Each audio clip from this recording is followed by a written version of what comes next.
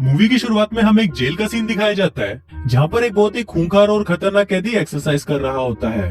अब वो कैदी इतना ज्यादा खतरनाक होता है कि उसके डर से जेल के बाकी सभी कैदियों की पैंट गीली हो जाती है। फिर थोड़ी देर बाद वहाँ पर कुछ पुलिस ऑफिसर्स आते हैं और उसे बोलते हैं कि अब तुम्हारे इस जेल से निकलने का टाइम आ गया है। फिर इसके बाद उस कैदी को जेल से रिहा कर दिया जाता है और हम देखते हैं कि वो खूंखार कैदी सिर्फ 1.5 फुट का है और उसका नाम छोटा छतरी है। फिर कुछ देर बाद वहाँ उसे लेने उसका दोस्त काला कांडी आता है और वो दोनों कार में बैठकर घर जाने लगते हैं। रास्ते में छोटा छतरी काला कांडी को बोलता है कि अब उसे पैसे कमाने हैं, इसलिए उसे एक नौकरी की जरूरत है। पर इस पर काला कांडी उसे बोलता है कि उसके पास एक ऐसा काम है जिसको पूरा करने पर उनको $1 मिलियन मिलेंगे और उसको करने के बाद उन्हें पूरी जिंदगी कुछ भी काम करने की जरूरत ही नहीं है। अब इतने पैसों के बारे में सुनकर छोटा छतरी भी हैरान हो जाता है और वो काला कांडी को बोलता है कि वो ये काम करने के लिए तैयार है। दूसरी तरफ हम एक कपल को देखते हैं जिसमें हस्बैंड का नाम कालिया होता है और वाइफ का नाम चुटकी होता है। वो दोनों एक रेस्टोरेंट में अपने बच्चे को लेकर झगड़ा कर रहे होते हैं, क्योंकि बहुत कोशिशों के बाद भी कालिया की काली पिचकारी में इतना दम नहीं था कि वो चुटकी को माँ बना सके। और इसी वजह से वो दोनों काफी परेशान रहते हैं और हमेशा एक दूसरे से लड़ते रहते हैं। इसके बाद हम काला कांडी को देखते हैं जो एक ज्वेलरी शॉप के बाहर आता है और छोटा छतरी को बताता है कि हमें यहाँ से एक डायमंड चुराना है। अभी सुनकर छोटा छतरी उसे एक जोरदार चमाट मारता है और बोलता है कि साले चूतिए, अभी तो मैं जेल से बाहर निकला हूँ और तू मुझसे फिर से जेल भेजने वाले काम करवा रहा है। पर काला कांडी के बहुत कन्विंस करने पर छोटा छतरी मान जाता है और फिर वो दोनों उस ज्वेलरी शॉप के अंदर चले जाते हैं। वहाँ काला कांडी अपने साथ एक बैग लेकर आता है जिसके अंदर उसने छोटा छतरी को छुपा रखा था। इसके बाद काला कांडी शॉप के मैनेजर के पास जाता है और उसे अपनी बातों में फंसा लेता है। वहीं दूसरी तरफ छोटा छतरी किसी तरह उस डायमंड के पास पहुंच जाता है और उसकी टेबल के नीचे से छेद करके उस डायमंड को चुरा लेता है। इसके बाद जब वो दोनों पतली गली पकड़कर वहाँ से निकल ही रहे होते हैं, तभी वहाँ पर एक बूढ़ी औरत बोलती है कि उसका कुत्ता चोरी हो गया है। तभी हम देखते हैं कि छोटा छतरी ने डायमंड के साथ साथ उस बुढ़िया के कुत्ते को भी चुरा लिया था। अब वो दोनों बाहर निकल ही रहे होते हैं कि तभी वो कुत्ता भौंकने लगता है और उस कुत्ते की आवाज सुनकर बुढ़िया चिल्लाने लगती है और बोलती है कि इस हरामखोर ने ही मेरा कुत्ता चुराया है। इधर शॉप के मैनेजर को भी पता चल जाता है कि उनका डायमंड चोरी हो गया है, इसलिए वो वहाँ पर पुलिस बुला लेती है। तभी काला कांडी और छोटा छतरी भागकर अपनी कार में बैठते हैं और उस कुत्ते को वहीं फेंक कर वहाँ से भाग जाते हैं। पर कुछ ही दूर जाने पर उनकी कार खराब हो जाती है, इसलिए वो कार को वहीं छोड़कर पैदल ही वहाँ से भागने लगते हैं। वहीं पुलिस बुढ़िया से पूछताछ करती है कि वो चोर कैसा दिखता था, तो बुढ़िया बताती है कि वो चोर बिल्कुल डामर की तरह काला था। इसके बाद हम काला कांडी और छोटा छतरी को देखते हैं जो भागते हुए एक शॉपिंग कॉम्प्लेक्स में घुस जाते हैं। वहीं कालिया और चुटकी भी शॉपिंग कर रहे थे और उनको देखते ही छोटा छतरी भागकर उनके पास जाता है और उस डायमंड को पुलिस से बचाने के लिए वो उसे चुटकी के बैग में डाल देता है। इसके बाद हम चुटकी और कालिया को देखते हैं जो अपने घर वापस आ जाते हैं और वहाँ पर उनके पीछे पीछे काला कांडी और छोटा छतरी भी पहुँच जाते हैं। अब वो दोनों वहाँ पर प्लान बनाने लगते हैं कि किसी भी तरह उन्हें वो डायमंड हासिल करना ही है। तभी काला कांडी को एक आइडिया आता है और वो छोटा छतरी को एक बच्चा बनकर उनके बीच में जाने को बोलता है ताकि मौका मिलने पर वो उस डायमंड को वहाँ से वापस ला सके। पर छोटा छतरी को ये आइडिया पसंद नहीं आता और वो काला कांडी को मना कर देता है। पर तभी अगले ही सीन में हम देखते हैं कि काला कांडी छोटा छतरी को जैसे तैसे करके कन्विंस कर लेता है और उसे एक टोकरी में डालकर उसको कालिया और चुटकी के घर के बाहर रख देता है। फिर थोड़ी देर बाद जब कालिया घर से बाहर आता है तो वो छोटा छतरी को देखकर बहुत इमोशनल हो जाता है और सोचता है कि कोई हरामखोर इतने प्यारे बच्चे को हमारे घर के बाहर छोड़कर चला गया। इसके बाद वो छोटा छतरी को उठाकर अपने घर के अंदर ले जाता है और चुटकी के साथ मिलकर उसका डायपर चेंज करने लगता है। लेकिन तभी वो सभी छोटा छतरी की छतरी को देखकर हैरान हो जाते हैं, क्योंकि उसकी छतरी बहुत ही ज्यादा बड़ी थी। अब उन लोगों को समझ नहीं आ रहा था कि इस बच्चे का क्या करें, इसलिए चुटकी चाइल्ड केयर वालों को कॉल करती है ताकि वो लोग आकर इसे यहाँ से ले जाएं। लेकिन चाइल्ड केयर वालों की आज छुट्टी थी, इसलिए उसे वहाँ से कोई भी जवाब नहीं मिलता।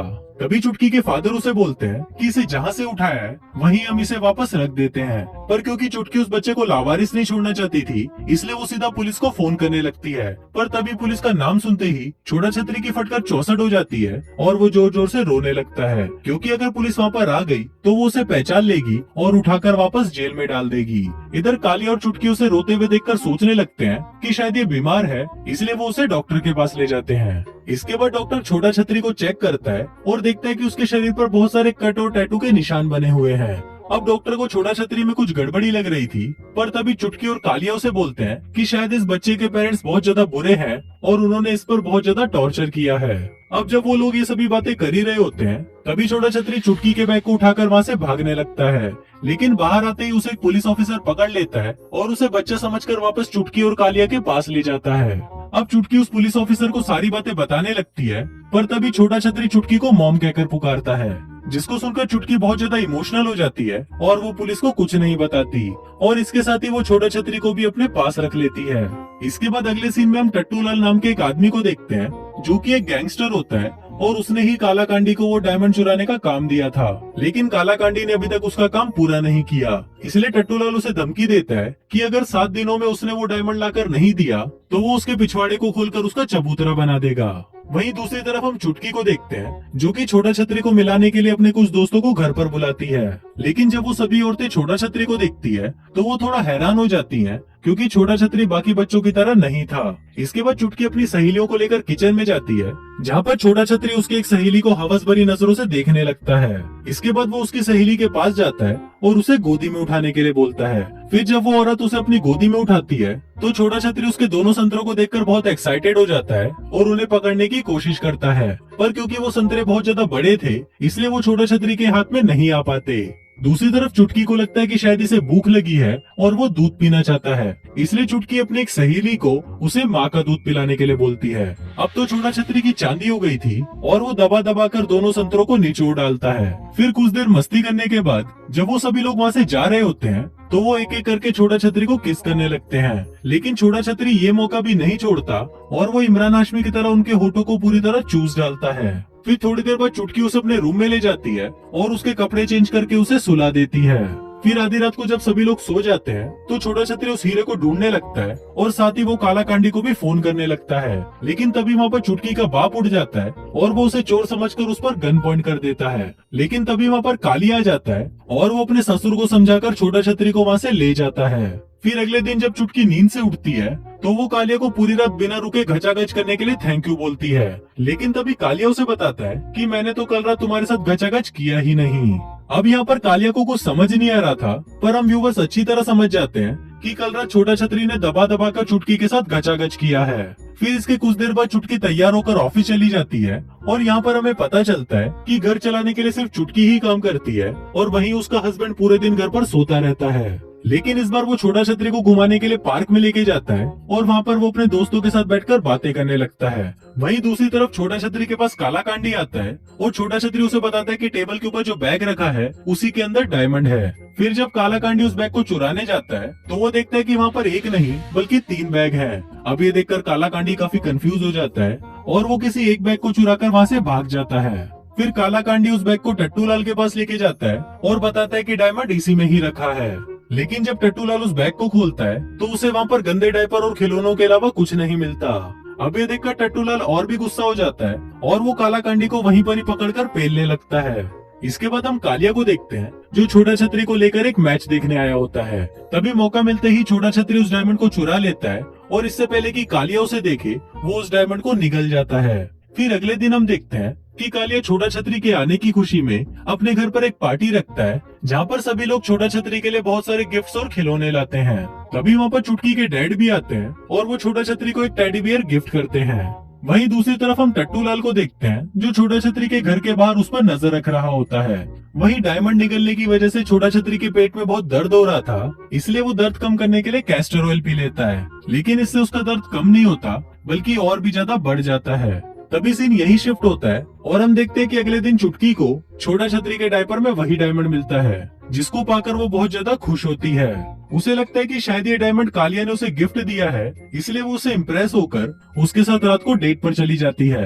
अब घर पे सिर्फ बूढ़ा आदमी और छोटा छतरी अकेले थे और तभी हम देखते हैं कि वो बूढ़ा आदमी छोटा छतरी को उठाकर नीचे फेंक देता है और बोलता है कि मैं तेरे बारे में सब कुछ जान चुका हूँ। दरअसल उस बूढ़े ने टीवी में देख लिया था कि छोटा छतरी एक चोर है और वो दिखने में बिल्कुल बच्चे की तरह है। फिर कुछ देर बाद वहाँ पर चुटकी और कालिया भी आ जाते हैं और वो बूढ़े को छोटा छतरी को मारते हुए देख लेते हैं। अब चुटकी को लगता है कि शायद उसका बाप पागल हो गया है, इसलिए वो अपने बाप को मेंटल हॉस्पिटल भेज देती है।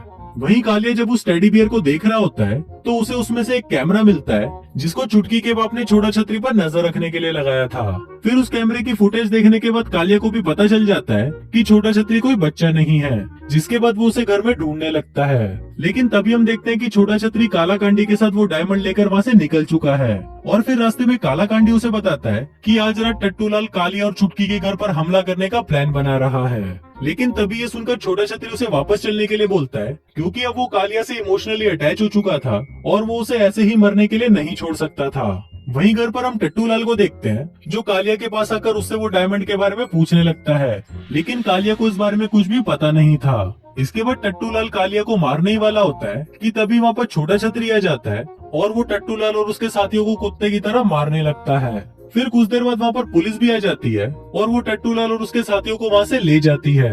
फिर फिल्म के लास्ट सीन में हम देखते हैं कि छोटा छतरी वो घर छोड़कर जा रहा होता है, लेकिन तभी कालिया उसे जाने से रोक लेता है और अपने साथ ही रहने के लिए बोलता है। फिर इसके कुछ दिनों बाद हम देखते हैं कि चुटकी को एक लड़का होता है जो दिखने में बिल्कुल छोटा छतरी की तरह था और इसी के साथ ही ये फिल्म यहीं खत्म हो जाती है।